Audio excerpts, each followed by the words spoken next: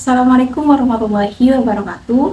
Kami dari kelompok 10 dengan saya Novia Kasafitri dengan NIM 4322101084. Dan saya Fathia Firsyani dengan NIM 4322101064. Pada video kali ini kami akan bahas mengenai 2 poin. Yang pertama yaitu pembajakan atas dividen, bunga, dan royalti pada tax treaty Indonesia dengan Vietnam.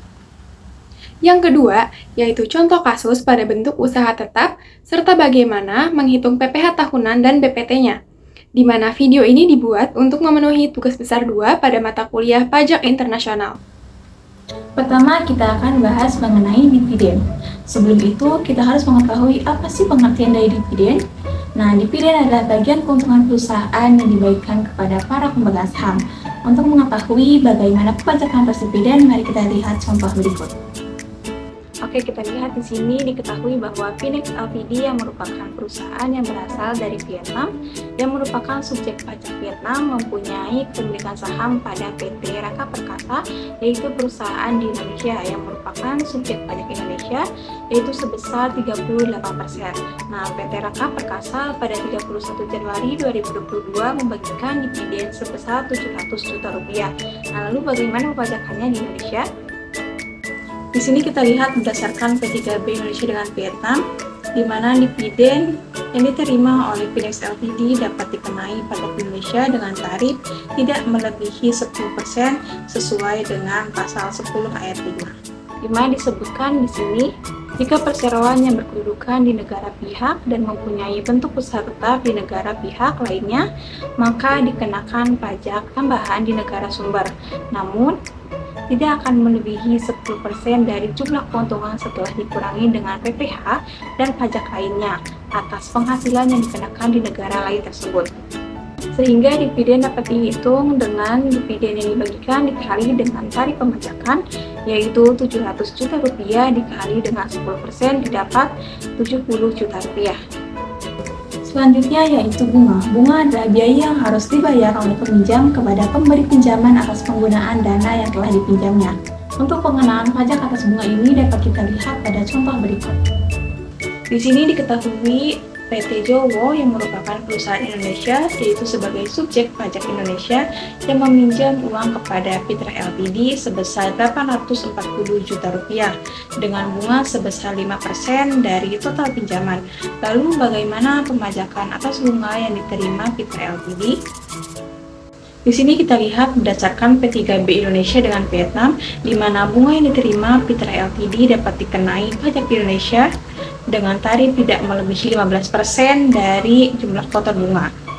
Sesuai dengan pasal 11 ayat 2, di mana di sini dijelaskan jika penerima dan pemilik bunga adalah pemberi pinjaman yang menikmati bunga tersebut, maka pajak yang dikenakan tidak akan melebihi 15% dari jumlah total bunga. Maka perhitungan atas kasus tersebut yaitu kita akan menghitung terlebih dahulu bunga pinjaman, yaitu dengan total pinjaman dikali dengan persentase bunga, yaitu 840 juta rupiah dikali 5% didapat 42 juta rupiah. Kemudian kita akan menghitung bunga pinjaman dikali dengan tarif pembajakan bunga, yaitu 42 juta rupiah dikali dengan 15% didapat 6.300.000 rupiah. Nah, yang ketiga adalah royalti. Royalti adalah pembayaran yang diterima oleh pemilik aset seperti hak cipta, paten, atau dagang dari pihak lain yang menggunakan aset tersebut. Nah, untuk mengetahui pembajakan atas royalti ini dapat kita lihat pada contoh berikut. Nah, di sini diketahui bahwa Menara Ltd yang merupakan perusahaan yang berasal dari Vietnam yang menerima pembayaran atas royalti dari PT Derma, yaitu perusahaan subjek pajak Indonesia, yaitu sebesar 240 juta rupiah. Lalu bagaimana pembajakannya atas royalti yang diterima Menara Ltd? Di sini berdasarkan P3B antara Indonesia dengan Vietnam, di mana royalti yang diterima Menara Ltd dapat dikenakan pajak di Indonesia dengan tarif tidak melebihi 15% dari nilai bruto sesuai dengan pasal 12 ayat 2. Di sini yaitu jika penerima royalti adalah pemilik hak yang menikmati royalti, maka pajak yang dikenakan tidak akan melebihi 15% dari jumlah bruto royalti tersebut. Sehingga pajak atas royalti ini yaitu royalti yang diberikan dikali dengan tarif pembajakan, yaitu Rp240 juta dikali 15% didapat Rp36 juta. Baik, mari kita masuk ke dalam soal nomor 2, di mana soal nomor 2 yaitu membuat contoh kasus BUT, yang terdiri diawali dari laporan komersial, kemudian penyesuaian fiskal positif dan negatif, kemudian laporan fiskal, lalu PPh tahunan, dan BPT. Di sini terdapat laporan komersial dari iNet Company untuk tahun yang berakhir 31 Desember 2023. Di sini terdapat penjualan 60 miliar, kemudian HPP 36 miliar, menghasilkan laba kotor sebesar 24 miliar. Kemudian beban usaha terdiri dari beban gaji sebesar 8 miliar, beban piutang ragu-ragu sebesar 500 juta, beban perawatan mobil sebesar 200 juta, beban pemeliharaan kendaraan sebesar 1 miliar 400 juta, beban administrasi sebesar 4 miliar, beban pemasaran sebesar 1 miliar, beban penyediaan makan dan minum sebesar 900 juta, dan beban sanksi perpajakan sebesar 65 juta. Sehingga beban di total menjadi 16 miliar 65 juta. Lalu untuk laba usaha didapatkan dari laba kotor, kurangi dengan beban usaha, menghasilkan 7 miliar 935 juta. Di sini terdapat pendapatan atau beban lain-lain yang terdiri dari pendapatan dividen sebesar 200 juta dan pendapatan bunga sebesar 100 juta, sehingga pendapatan atau beban lain-lain sebesar 300 juta. Kemudian laba sebelum pajak didapatkan dari laba usaha ditambah dengan pendapatan atau beban lain-lain, sehingga laba sebelum pajak sebesar 8 miliar 235 juta. Baik, setelah kita mengetahui laporan komersial dari iNet Company ini, maka langkah selanjutnya yaitu membuat koreksi fiskal. Di sini terdapat notes di mana beban gaji sebesar 8 miliar termasuk 500 juta untuk gaji partner firma dan beras yang diberikan kepada pegawai sebesar 300 juta. Oh ya, sebelumnya FYI terlebih dahulu, di sini kenapa beban gaji, beban piutang ragu-ragu, beban perawatan mobil, beban pemeliharaan kendaraan, maupun beban sanksi perpajakan dilakukan penyesuaian fiskal positif kok malah berkurang total bebannya. Nah, jadi gini teman-teman, sifat beban sendiri itu yaitu mengurangi laba, sedangkan penyesuaian fiskal positif itu sifatnya menambah laba. Maka ketika beban dilakukan penyesuaian fiskal positif akan mengurangi biaya tersebut dan laba akan meningkat. Oke, kita masuk ke dalam pembahasannya, di mana beban gaji sebesar 8 miliar termasuk 500 juta untuk gaji partner firma.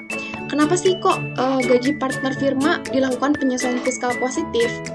Nah, di sini kenapa dilakukan penyesuaian? Dikarenakan hal ini terdapat dalam Undang-Undang PPh, Undang-Undang PPh Pasal 9 Ayat 1 huruf J, di mana gaji yang dibayarkan kepada anggota persekutuan, firma, atau perseroan komanditer yang modalnya tidak terbagi atas saham.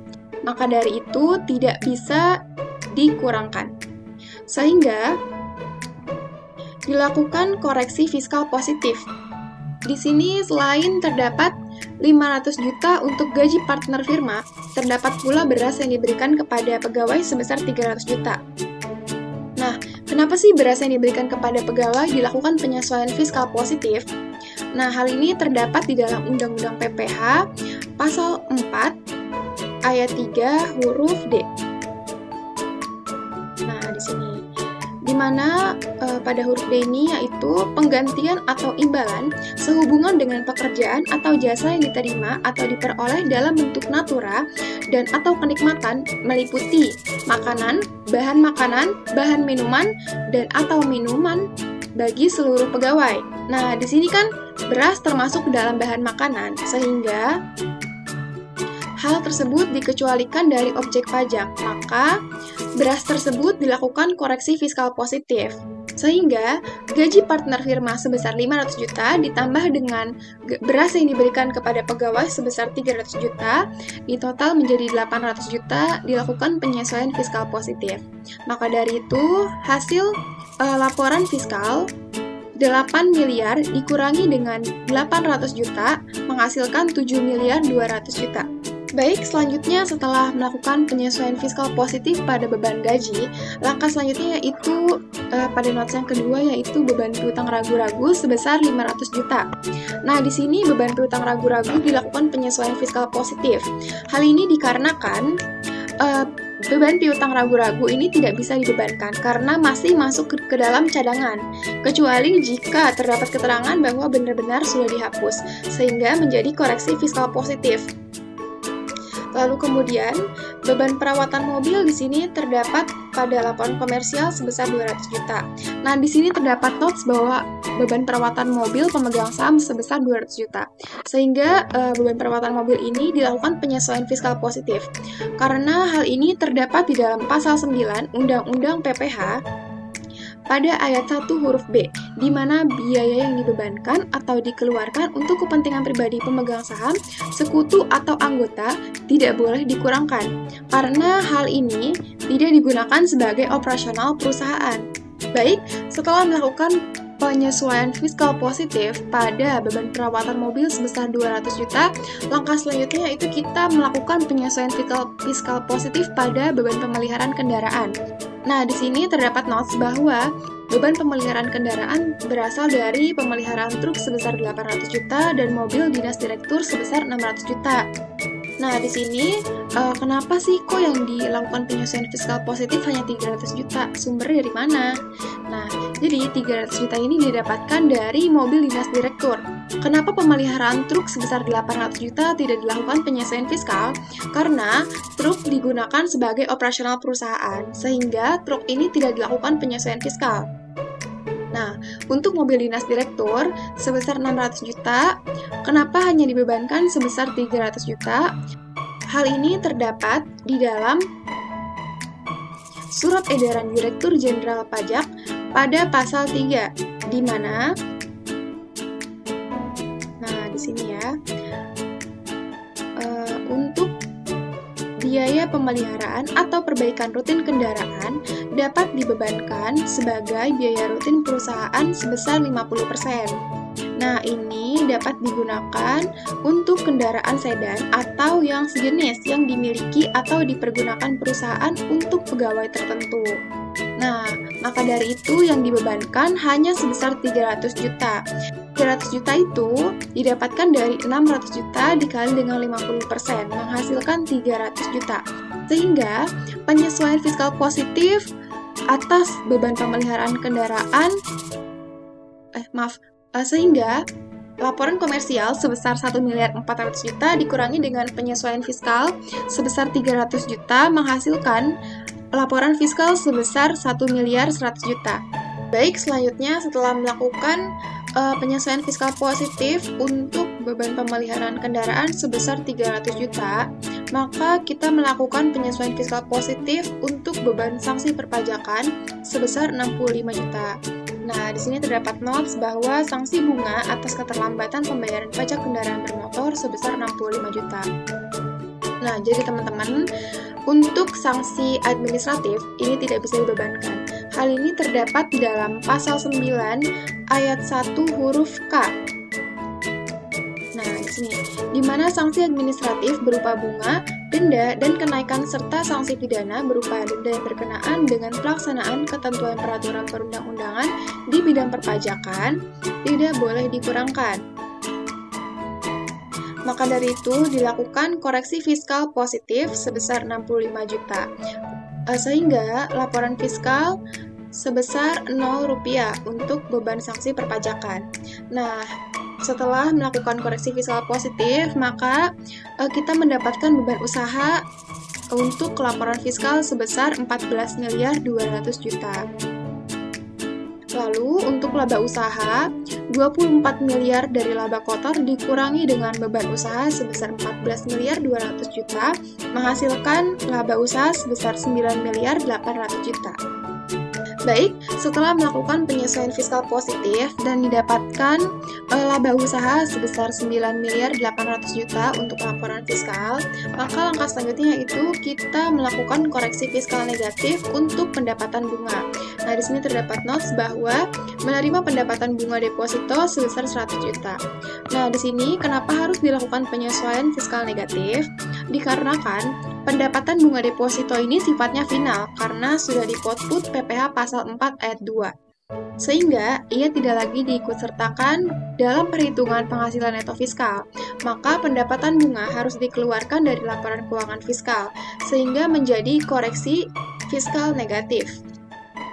Maka dari itu, untuk pendapatan bunga di sini sebesar 100 juta dilakukan penyesuaian fiskal negatif sebesar 100 juta menghasilkan laporan fiskal sebesar 0 rupiah. Nah, setelah kita melakukan koreksi fiskal positif dan negatif, maka kita mendapatkan laba sebelum pajak sebesar 10 miliar pada laporan fiskal.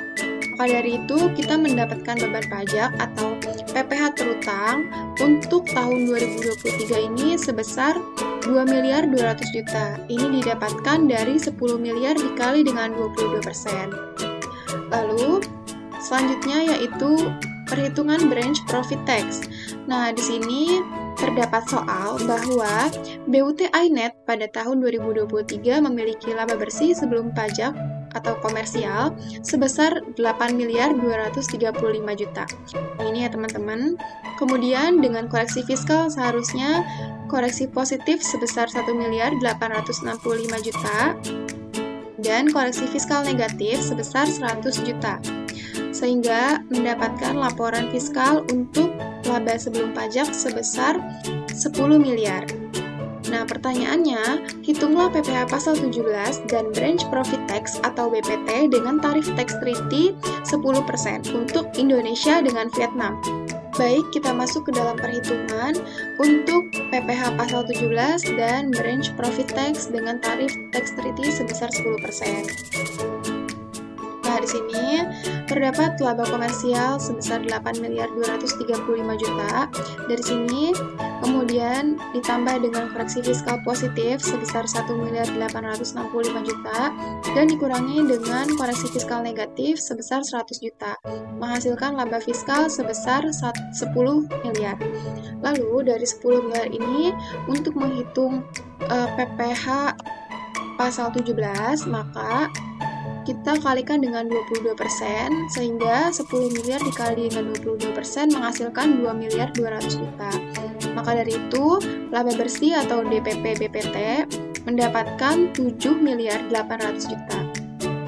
Kemudian, dari 7.800 juta ini dikalikan dengan tarif BPT tersebut, dari sini dikalikan 10% menjadi 780 juta. Maka total pajak sebesar 2.980 juta. Ini bersumber dari PPh terutang ditambah dengan BPT. Maka total pajak sebesar 2.980 juta. Oke.